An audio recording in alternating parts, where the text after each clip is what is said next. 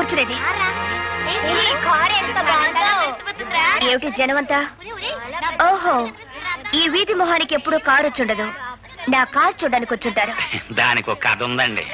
అనగనగా వెనకటికి 7 ఏళ్ల క్రితం నేను ఆ గుర్ర బండి కొన్నాను.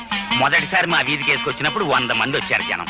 ఓ సోసి నా బండి చూడటానికే వచ్చారు కదా అని రెండోసారి వేసుకొచ్చా, 50 మంది వచ్చారమ్మా. మూడోసారి వేసుకొచ్చా, ఎవ్వరు రాలేదు, నేను నా గుర్రం మిగిలాం. నీ కారు సంగతి అంతే.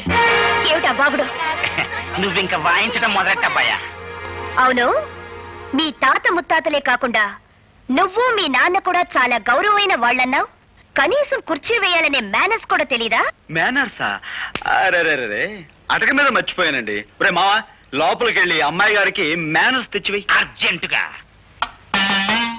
మేనర్స్ లడి అలా పక్కన వెయ్యి.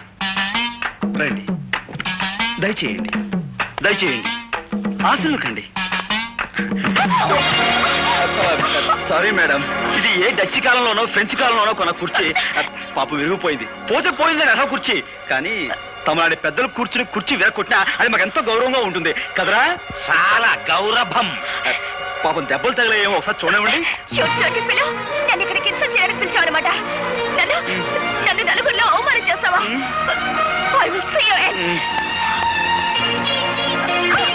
ఏంటమ్మా నువ్వు నా ఎండ్ చూస్తావా? నా బీనింగా చూడలేదు, ఎండ్ నువ్వేం చూస్తా? అయ్య బాబోయ్, నా కాడే దొడుకోనపోతే నీకు స్టార్ట్ అవుదమ్మయ్యా. పిన్ని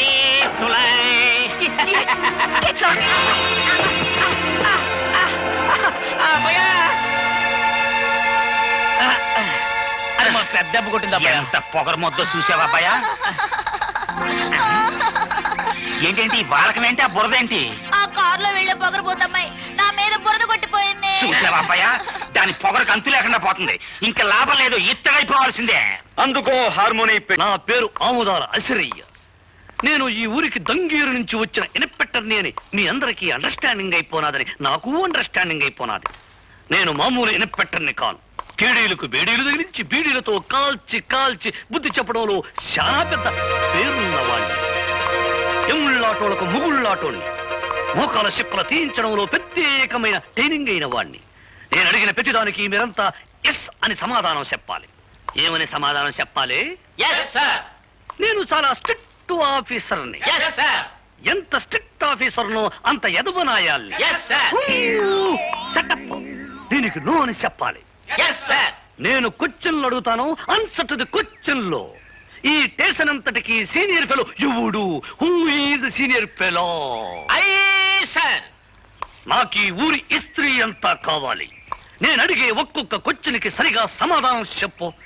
ఈ ఊరంతటికి రిచ్ ఫెలో ఎవడు? శ్రీమాన్ సూర్యచంద్రరావు గారండి.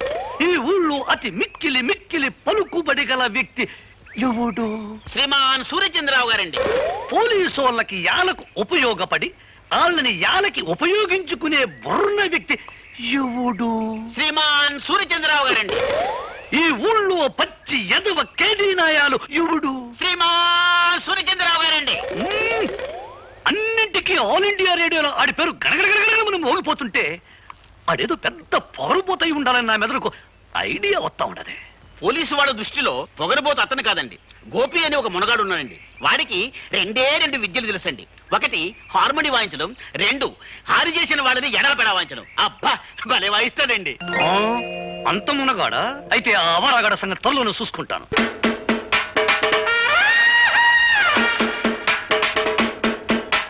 ఎవరది? Good morning sir. నా పేరు ఎస్ఐ అసిరయ్య, ఆముదాల అసిరయ్య. దంగేరు నుంచి ఈ ఊరికి కొత్తగా ట్రాన్స్ఫర్ అయ్యి వచ్చాను. కొత్తగా ఏదైనా ఊరి పులిమేరల్లో అడుగెట్టి ఎట్టగానే ఏ పోలేరమ్మకో పోతురాజుకో దండం పెట్టుకోకపోతే ఎంత కీడు జరుగుద్దో, అలాగే తమలాంటి పెద్దోళ్ళకు దండం పెట్టుకోకపోతే అంత కీడు జరుగుద్దని వచ్చాను. What can I do sir? చాలా సంతోషమయ్యా, నీలాంటి ఇన్స్పెక్టర్ నా చేతిలో ఉంటే. ఎంత పొగరు వాడికి! ఎవరినమ్మా అటు తిట్టుకుంటూ వస్తున్నావు? వాడి ఆ గోపిగాడు. నమస్కారం మేడమ్ గారు. చూడగానే సుర్రు సుర్రు అనిపిస్తున్నారంటే మీరే రాతగారు అయి ఉండాలని నాకు అండర్స్టాండింగ్ అయిపోనాది. ఎస్ఐ అసిరయ్య, మీ ఫాదర్ సేఫ్టీయే నా ఊపిరి. మీ ప్రాబ్లం ఏంటో నాకు చెప్పండి, నేను చేసేస్తానా? నేను కోపంతో వాడి హార్మోని పగలగొట్టానని వాడు నా కారద్దాలని పగలగొట్టి నీ దిక్కుల చోట చెప్పుకోమన్నాడు. ఆని తిడితే నువ్వేస్తారు అంటావేంటి?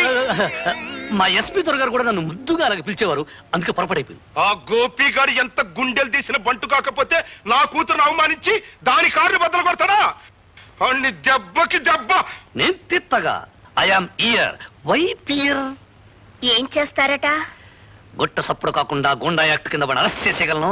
ఇంట్రాగేషన్ పేరుతో వాడి మొక్కలు చెప్పులు తీసి మీకు ప్రెసెంటేషన్ ఇచ్చేయగలం. దట్స్ ఆల్, అంతే. అదేదో వెంటనే చేసేయి. నో, నన్ను అవమానించిన అహంభావిని పోలీసుల సహాయంతో అరెస్ట్ చేస్తే అది నా ప్రెస్టేజ్ కే భంగం. అయితే 4 రౌడీల్ని బెత్తాయించి ఆడి కాళ్ళు చేతులు తీయించేస్తా. దానికి రౌడీలెందుకు? 6 అడుగుల ఆజానుభావుణ్ణి ఈ తెలుగుదేశానికి అంతగాని నేనుండగా నాకు బత్తాయించండి. వాణ్ణి పోలీసుల సహాయంతో దెబ్బతీయడం నాకు ఇష్టం లేదని చెప్పారుగా. నేను పోలీసు గుడ్డలేసుకుంటే పోలీసోణ్ణి, గుడ్డలిప్పేసినానంటే పూకిరోణ్ణి, ఒక్క లుక్కేసానంటే లొక్కైపోతాడు ఆ డుక్కనాయ.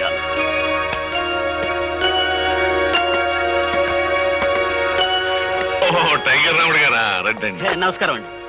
బాబు గోపి, నువ్వు సూర్యచంద్రరావు గారి అమ్మాయితో ఏదో అనవసరంగా గొడవ పడ్డావట. ఇప్పుడు కొత్తగా వచ్చిన ఎస్ఐ ఆ విషయమే నీతో ఏదో మాట్లాడాలట. ఊరి బయట ఉన్న ఇటుకల ఫ్యాక్టరీ దగ్గర నేను రమ్మన్నాడు.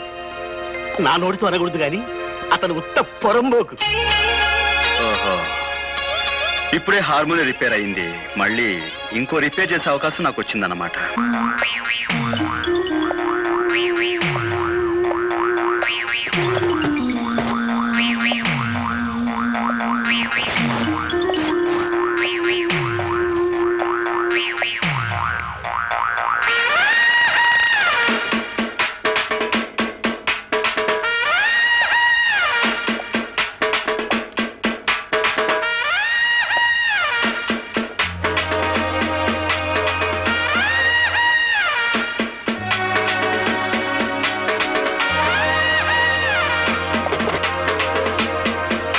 ఇదిగో హార్మోనియం పెట్టి లొక్కేశాను, లొక్కైపోతా.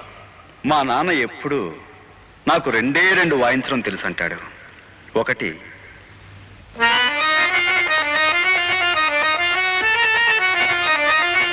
2 వాడు ఈ రోజే జాయిన్ అయ్యాడు. అతను ఎక్కడా? మూతి పగలగొట్టుకునేవాడు అండి. అవును, అయితే ఈ రూమేనండి.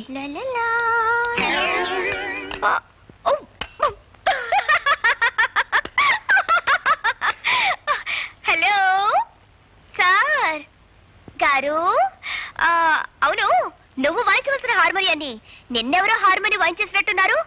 ఇదిగో, ఎదురులేని మనిషి తిరుగులేని మనగాండిని వాల్ పోస్టర్లో చూసి సినిమా పేర్లు పెట్టేసుకుంటే సరికాదు.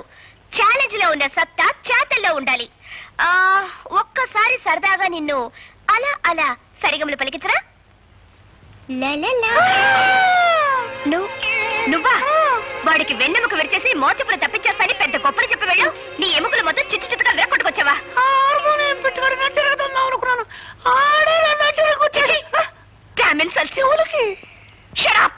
సిగ్గురాపోతే సరే. నాకు తెలుసు మీరు నన్ను క్షమించలేరు.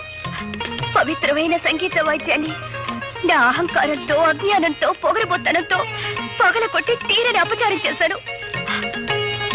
అప్పలరాజు గారు, మీ కూతురు లాంటి దాన్ని మీరు నన్ను క్షమించలేరా?